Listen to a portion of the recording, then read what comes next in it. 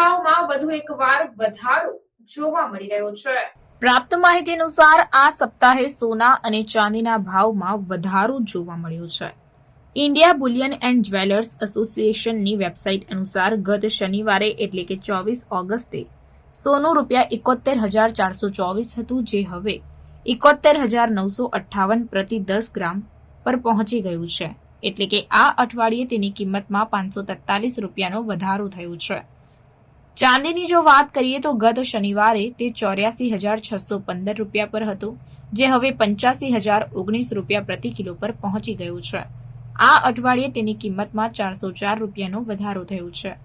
આ વર્ષે 29 મેના રોજ ચાંદી પ્રતિ શેર ₹94,280ની સર્વકાલીન ઊંચી સપાટીએ પહોંચી હતી, જ્યારે 21 મેના રોજ સોનાએ ₹74,222ની સર્વોચ્ચ સપાટી બનાવી હતી।